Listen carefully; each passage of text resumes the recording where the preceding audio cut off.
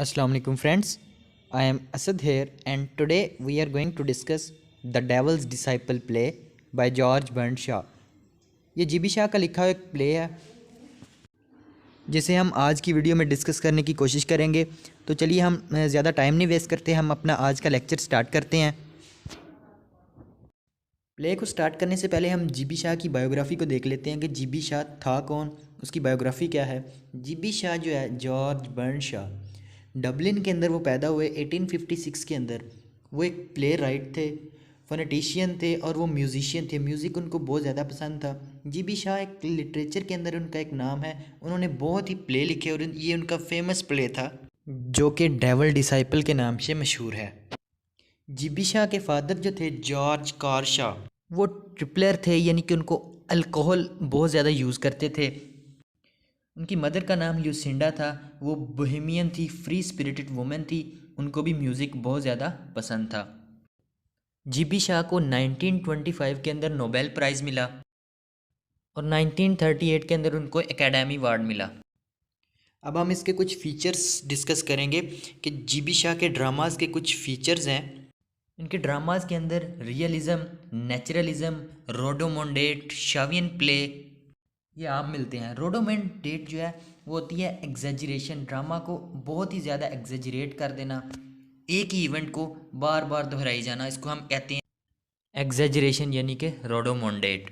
उसके बाद वो शावियन प्ले बहुत ज़्यादा यूज़ करता है। शावियन प्ले क्या होता है? वो एक टिपिकल प्ले होता है जिसके अंदर ह्यूमर और सटायर जो है सोशल इश्यूज़ को स्ट्राइक करते हैं, यानी कि सोसाइटी के अंदर हो क्या रहा है उसके अंदर वो ह्यूमर और सटायर जो है वो सोशल इश्यूज़ को जो स्ट्राइक करना, इसको हम कहते हैं शावियन प्ले।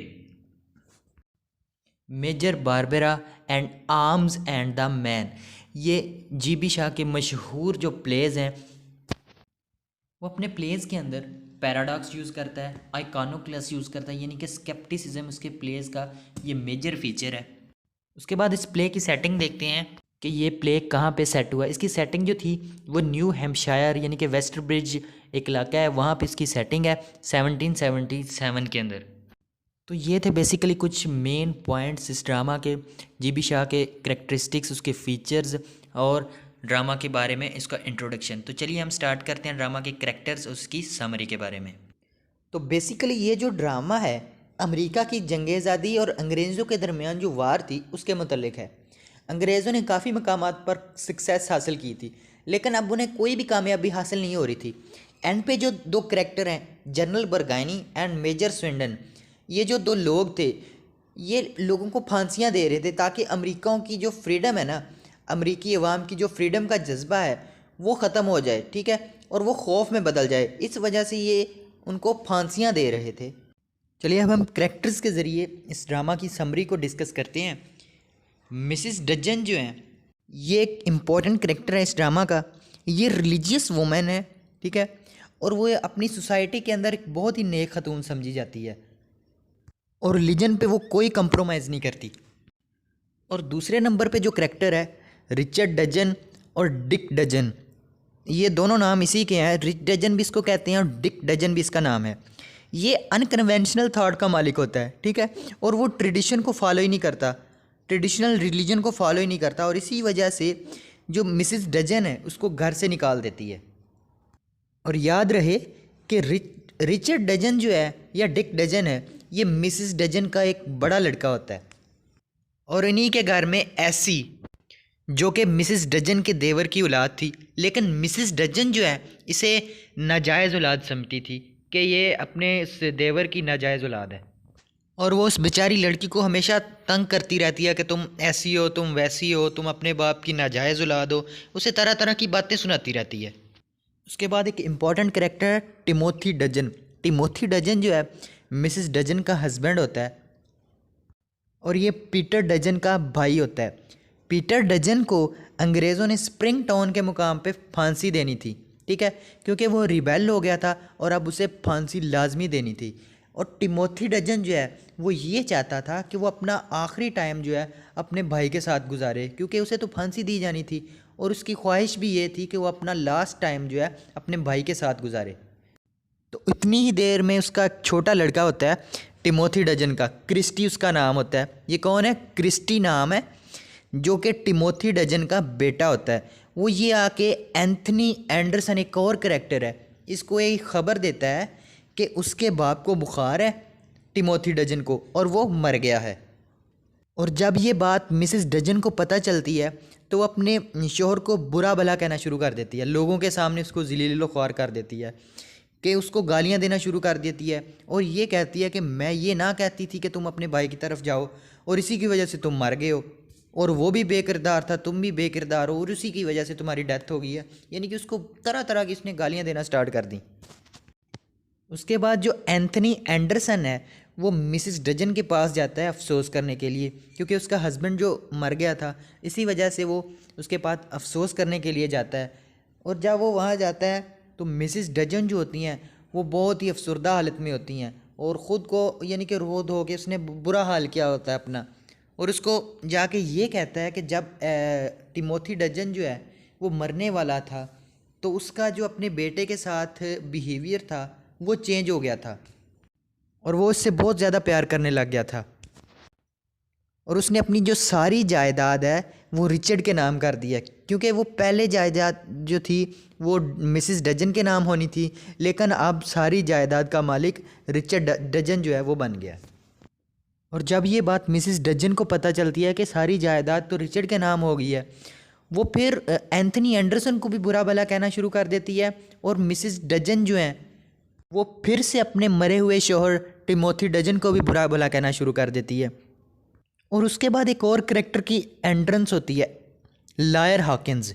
लायर हॉकिंस एक वकील होता है और सारे रिश्तेदार जब वहाँ पे जमा होते हैं तो ये वसीयतनामा सुनाता है कि अब से सारी जायदाद का मालिक रिचर्ड है, ठीक है। और उसको ये वसीयतनामा ये भी पढ़ के सुनाता है कि अब से सारी जिम्मेदारी ऐसी की रिचर्ड के पास होगी। ये ऐसी वही लड़की है जो उनके घर में रह रही होती है और मिसिस डजन जो है उसको यानी कि अपने देवर की नाजायज़ औलाद समझ रही होती है। अब से सारी जिम्मेदारी भी जो है रिचर्ड को ऐसी की संभालनी होगी। ये वसीयतनामा लॉयर हॉकिंस सारे रिश्तेदारों के सामने सबके सामने पढ़ के सुना देता है। ये था एक्ट 1। और उसके बाद एक्ट 2 स्टार्ट होता है।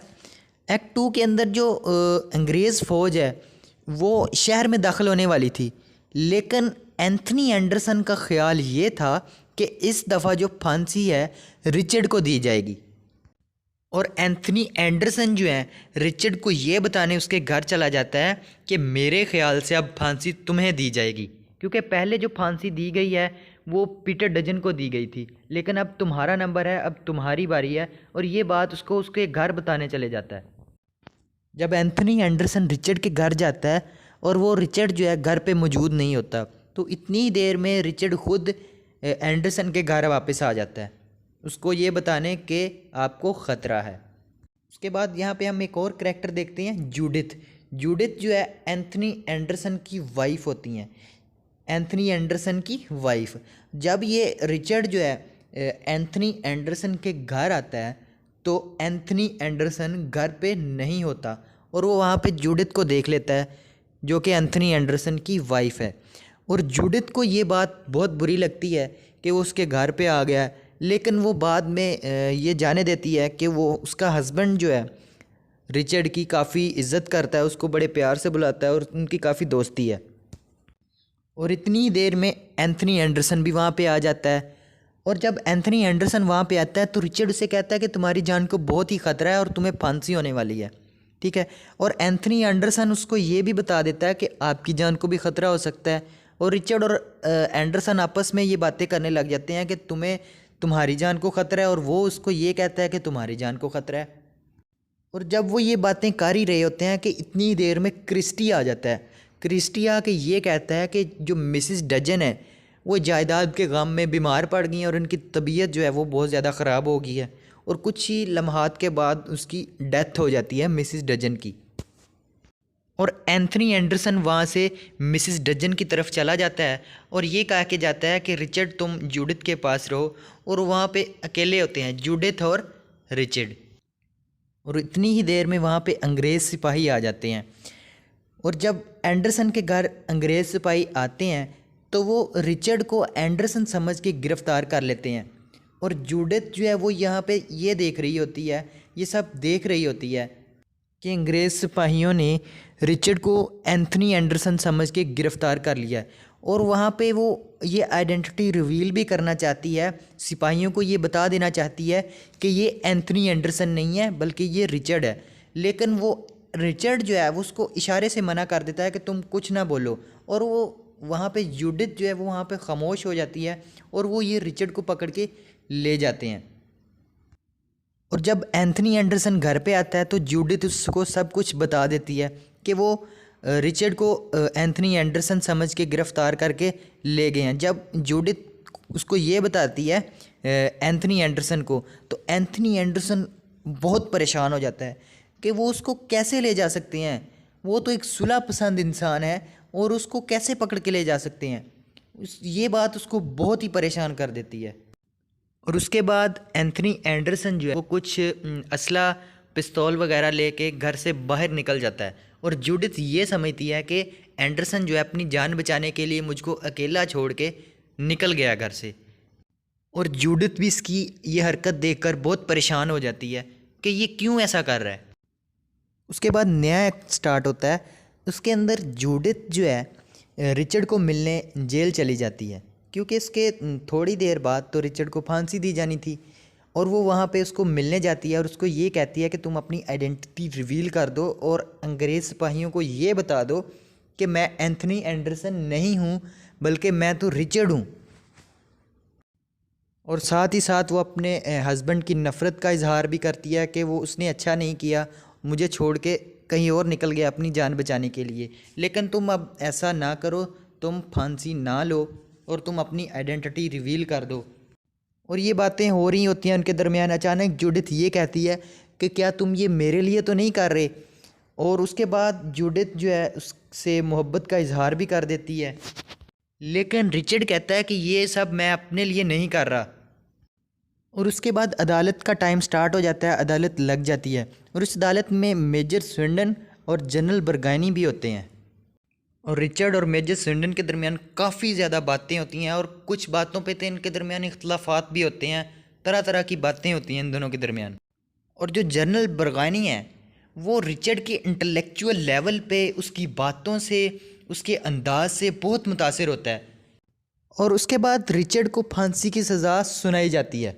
लेकिन जब ये जूडिथ सुनती है तो वो बेहोश हो जाती है और गिर जाती है और ये कह देती है कि रिचर्ड जो है उसका हस्बैंड नहीं है। उसके बाद ये साबित भी हो जाता है कि ये वाकई इसका हस्बैंड नहीं है। लेकिन जो मेजर स्विंडन है वो रिचर्ड को छोड़ने वाला था ही नहीं। उसका कहना ये था कि इसको फांसी दी जाए। और इतनी ही देर में रिबिलियस का एक ग्रुप आता है, रिबिलियंस लोग होते हैं उनका एक ग्रुप आता है। उन्हीं में एंथनी एंडरसन आता है। एंडरसन जो है वो वहाँ से रिचर्ड को छुड़ा लेता है और वहाँ से वो जो रिबिलियस थे वो सक्सेसफुल हो जाते हैं और बाद में जो है रिचर्ड को छोड़ दिया जाता है। और जो जूडिथ है वो एंथनी एंडरसन को ये कहती है कि मैंने आपको गलत समझ लिया था, मुझे ऐसा नहीं करना चाहिए था। और वो उसकी बहादुरी से बहुत ज़्यादा इम्प्रेस होती है। और रिचर्ड जो है वो ख़ुद को डेवल डिसाइपल यानी कि शैतान का चेला समझता था, लेकिन अपनी सेक्रीफाइसेस की वजह से वो एक फादर साबित हुआ। और जो एंथनी एंडरसन था वो ख़ुद को पादरी समझता था, लेकिन कुछ हालात ऐसे हुए कि हालात ने उसको रिबिलियस यानी कि भाग गया। उसके बाद जो रिचर्ड है वो अपनी सेक्रीफाइसेस की वजह से लोगों में, सोसाइटी में बहुत ही मशहूर इंसान बन जाता है और इसी के साथ प्ले एंड हो जाता है। तो ये थी बेसिकली द डेवल्स डिसाइपल यानी कि शैतान का चेला। उसकी एक समरी थी, शॉर्ट समरी थी। उम्मीद है आपको समझ आई होगी। तो चैनल को सब्सक्राइब करना ना भूलिएगा। अपना ख्याल रखिएगा। अल्लाह हाफिज़।